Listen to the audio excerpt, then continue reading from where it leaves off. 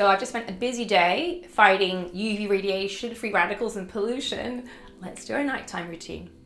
So it's nighttime and there are obviously some key differences about how our skin behaves. And that really comes down to what it's being subjected to. During the day, its role is very much protective, hence this whole barrage of UV radiation, pollution it has to defend itself against. At nighttime, that all goes away, and indeed you're fasting, so you're not even producing free radicals from what you consume in terms of your calories. So let's start with a really good single cleanse to get everything off whilst I talk through what that means in terms of changes in your skin. I tend to take off my eye makeup with some micellar water, and the easiest way to do that is just to wet a reusable cotton pad like this and then press and breathe. You know, give it a good 10 seconds. I kind of agitate it a little. You really just don't want to be using friction to scrape off the eye makeup. You want it to be dissolving under the gentle surfactants that are in the micellar water.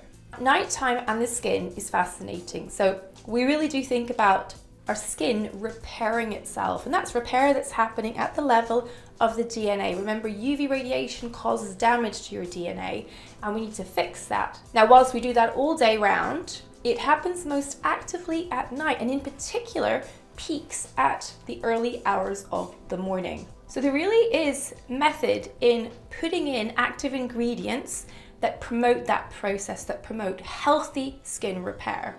Other changes that happen at night is that your transepidermal water loss, or how dry your skin tends to be, increases. This has both pros and cons. In one sense, it's good because it improves the penetration of your products, but perhaps less good is that your skin can be more prone to drying out.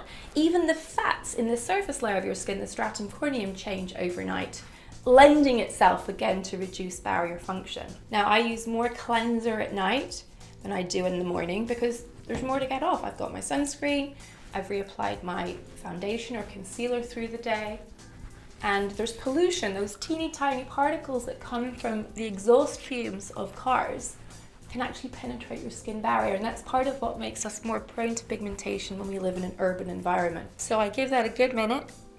I do my breathing. So retinoids. I mean, they really are just magic. They switch on somewhere in the region of 3,000 genes. Now, just for context, you only have about 20-odd thousand genes in a single cell, and the same DNA is contained in every single cell in our bodies. Only about 15,000 of those are active in each cell because different genes are active in different cells. So think about that, 15,000 genes in your skin, and retinoids affect as many as a fifth of them. So that's why they're so important, and really you have to have a good reason not to use a retinoid, like being pregnant or having a flare-up of eczema. For everyone else, we try really hard to get them in there. Okay, I'm going to rinse now. So again, tepid water to cleanse and gently pat and dry. Okay, we're good. So I like to start with my eye retinoid, and I'm using a bit of Flawless Nightly Eye. You don't need very much. And I just do 5 little dots along the orbital rim. And then I really gently massage it in. I don't go in any further than the edge of the rim of the orbit. You don't want to go right over the eyelids, for instance, but I do want to thicken the skin here, which is basically where the skin creases when we smile and we get crow's feet from all that animation that just over time etches those lines in. If we can minimize and soften those, great. We don't want to remove them. That tells people that we're happy. Next, I'm going in with Nightly Pro. I alternate between that and tretinoin. My skin is just a little dry from travel recently, so I'm just having a Nightly Pro night. But that's just my personal choice to lower the intensity, so I'm not doing tret every single night. So 13 dots. You really don't need more than a pea-sized amount if you're using a cream. Nightly Pro, that's 1 pump. A little goes a long way, and if you're having to massage in lots and lots of retinoid product, you're probably using too much. Or in particular, if you're at the beginning of your retinoid journey, you're at risk of it moving into places that you don't want. So I definitely don't want to treat my eye area because I've already treated that with a dedicated retinoid eye product. I'm using something stronger on my face than I am in my eye area. I'm going carefully on my top lip. I'm not going anywhere near my lips. I haven't put lip balm on, but I often do put lip balm on before I put my retinoid on. A little bit in the backs of the hands. And then I'll let that go in. We want that to fully absorb.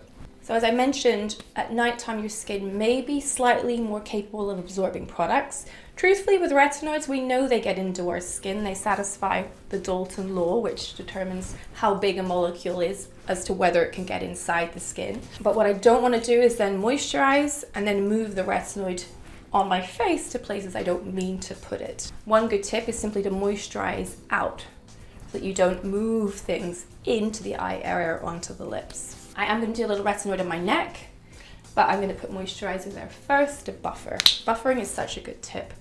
I'm going to use about a fingertip length of Moisturizer Intense. Now, the reason why I like Moisturizer Intense, in particular with retinoids, and I formulated it this way, is because if you think about it, our cells need lots and lots of energy at night because they have all that repair work to do, and every single action the cell takes requires energy. And to use energy correctly, you need something called NAD+. I've been talking about this a lot. So it makes sense to boost NAD+ whenever your cell is extremely active on the repair front in terms of both the DNA, but also your skin barrier is repairing too.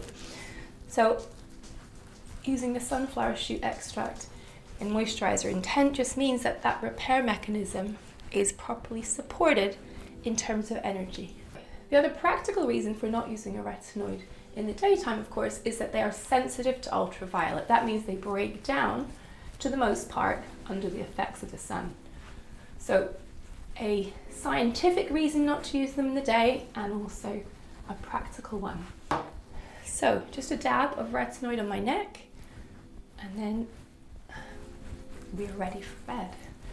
And then we can let sleep do all its magical things. Sleep is so important for us, and that's why our circadian rhythms are linked to our cell function, because our body knows when it's time to go to sleep, when all those repair mechanisms can accelerate.